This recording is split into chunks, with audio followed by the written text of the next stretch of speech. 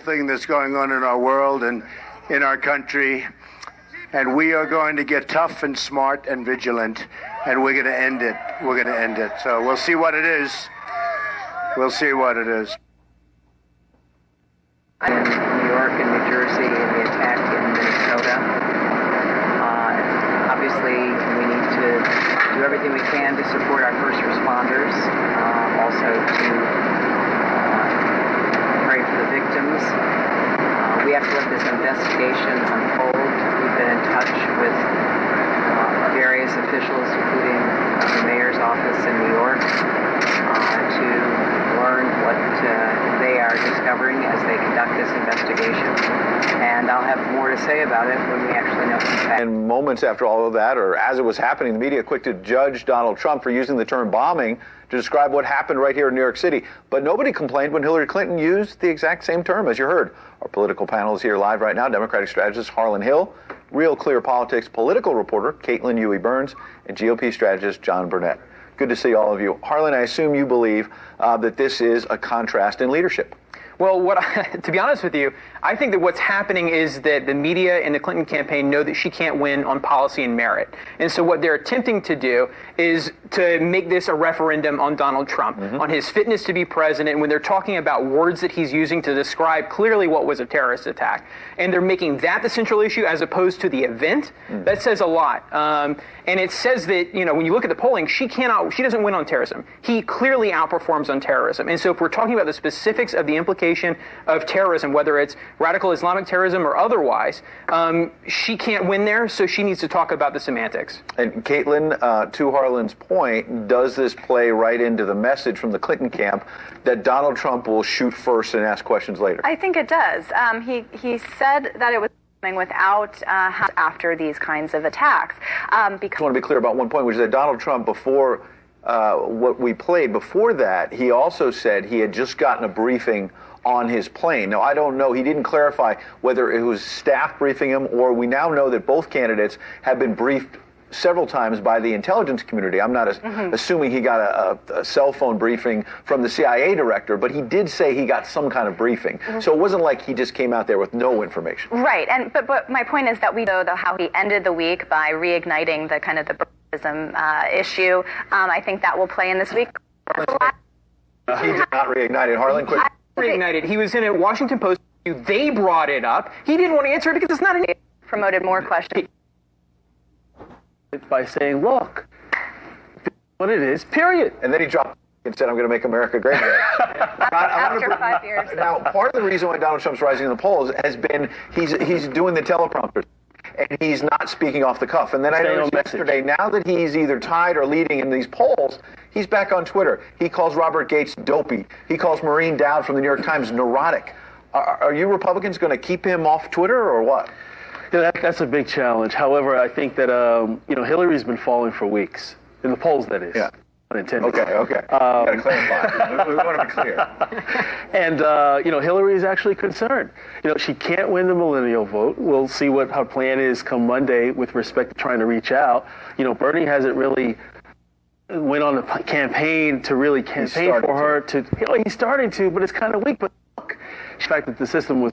He never had a chance, but still, she has all these surrogates, and she still can't make up the ground. John, Caitlin, Harlan, we really appreciate you this morning, and we are 8 days away from the first debate, where this is going to get even more exciting. They say this actually pulls to attract more viewers than the Super Bowl. We'll see. more viewers even than we had this morning, which is shocking. Thanks for joining us. New York City's mayor says the bombing was intentional, but not terror, as we just said. Now, the former NYPD commissioner, Bernie Kerik, will join us live to react just ahead. And the pressure cooker discovered right here in New York City last night is very similar to what we saw during the Boston Marathon bombing. The man who led that investigation into the Tsarnaev brothers joins us live next. Officers have already been in position outside the UN headquarters, but they say they have not been given any special alert or instructions following that blast. And now to a Fox News alert. 4 members of a South Carolina football team are killed. Dozens rushed to the hospital after they fairly pressed Hillary Clinton on her email scandal while going too easy on Donald Trump. Lauer was reportedly being fed questions through his earpiece during that forum. Those are some of your headlines this morning. I think Matt Lauer did a great job in that forum because regardless of all the noise, He drew out both of these candidates. Hillary Clinton made news, and voters learned more about her email situation, her truthfulness, and in terms of Donald Trump, to intimidate future moderators. Right. That was the purpose of attacking poor Matt Lauer like he's some right-winger, like he's not what he appears to be, which is a conventional liberal, obviously. Well, you just can't win, though, as a moderator, right? You're trying to please your execs. You're trying to please the American people. You're also trying to make the candidates feel comfortable. It's a really tough job. Why have them? I don't understand that. If you had no moderators and you just had the two candidates, would you learn more about them? You need someone to guide the conversation. This is why I'm glad Chris Wallace, our own Chris Wallace, is one of the moderators, because he's not going to take this BS. He's not going to worry about what everyone says. He's going to do a good job. And that's the point. Don't listen to the noise. Our producer, Sean Groman, just said, speaking of producers in your ear, telling you things, I'm going to take this off. I can't hear Sean. I can't hear him. Coming up, the pressure cooker discovered in New York last night is very similar to what we saw during the Boston Marathon bombing. The man who led the investigation into the Tsarnaev brothers joins us next. I heard boom, boom, and everything started shaking, and there was big mounds of smoke, and people started running, and I started running with them down 7th Avenue. Good morning, Daniel. We wonder, when you look at these pictures, does it seem like the exact type that we saw in the Boston Marathon bombing, or are there some differences that we should note? There's some differences from what I see in the potential initiation device being a phone. In the Boston Marathon bombing, it was a remote-controlled car that they utilized. But the basic makeup is the same. It comes right off of Al-Qaeda's Inspire magazine. You can go to a local hardware store and get everything you need to attack a city. So as a mechanical matter, what's the advantage of a pressure cooker? Pressure cooker contains the explosion, and the cooker itself becomes pieces of shrapnel when it blows apart. It also can be lined, as it was in our attack, with BBs and nails and other shrapnel. And everyone is now asking, was this terror? He has no specifics on any threat to New York at this time. There is a credible threat, an extremely credible threat to New York City and the entire United States of America by ISIS, Al-Qaeda, and a number of other radical Islamic groups that make these threats constantly. They tell us, you have to be a fool or naive or just plain stupid not to realize there's a credible threat. They want the demise of this country, Christianity, the demise of Israel, countries that live in freedom. That's what they want. They continue to say it. So don't say there's not a credible threat. They have proved their credibility in Orlando, in San Bernardino, on 9/11. They have credibility. You said a little earlier that you thought we would get to the bottom of this, NYPD would get to the bottom of this within 24 hours. We want to be patient. A couple more hours have passed. How do you get to the bottom of this? What are some of the things they're looking for this morning? David Lee Miller was saying that one of the things they're on alert for, of course, would be more devices in the city.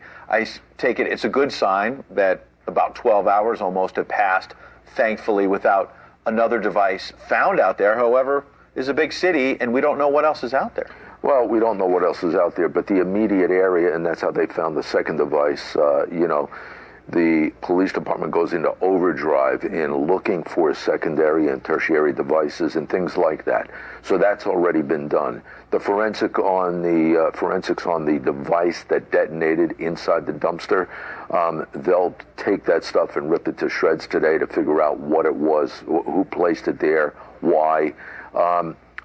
If the other device, the pressure cooker, if that thing is real, if it's determined to be real, and it's related, that's where they're going to get most of the forensics from. Latent prints, manufacturers, because it did not explode. Numbers. Right, exactly. You can take a lot of information out of that and come up with where it was sold, who purchased it, when, so forth and so on. And you have a lot of video cameras on almost every street now in New York City that can be super helpful. But you think about a place like 23rd and 6th Avenue, a street that I used to live on. I've got a number of friends that live there. And this is a place that's full of apartments, grocery stores, restaurants, bars. And you think 8:30 p.m. last night, people are just out living their lives, doing what they normally do. And they wake up this morning people are just on edge because you think about just walking out of your apartment building and not feeling safe. How should people be thinking about this morning? You know what? People are on edge, but you have to live in a world of reality today. I get calls last night. The first thing somebody says to me is, "Are you surprised?" No, I'm not surprised. Whether this is a domestic terror event, whether it's just some kook that did this, or it's an inspired event or some lone wolf, if you will, it doesn't make any difference to me. I'm not surprised that these types of things happen. We have to live in that world of reality. These things are going to happen probably for decades to come, especially on the radical Islamic front, until we annihilate this type of enemy. Is there anything we can do as Americans? Because authorities, they've done a great job here, the first responders here in New York City, but just everyday Americans walking the streets, if they see something, is there anything more we can do to be helpful? Don't be afraid to say something. We've created this political correct atmosphere where people are scared to death to call in a complaint and say, this guy, he's doing something suspicious and he looks like a Muslim. Well, right away, he looks like a Muslim. Nobody wants to say that.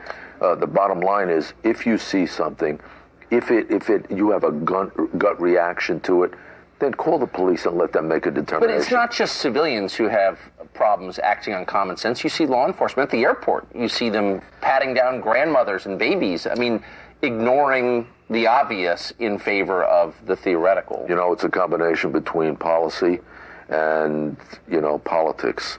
So how much politics is there? I mean, how much pressure does this mayor in New York put on his police department to act a certain way? A lot. Every mayor, every governor, the president of the United States, the policy is driven from the top. Fortunately for us, we had Bill Bratton. Jimmy O'Neill, the new commissioner here, is a great guy, knows the job well. This happened on his first day. On his first day, right. Welcome to the slot. But he's a guy that can handle the job, and he'll do well.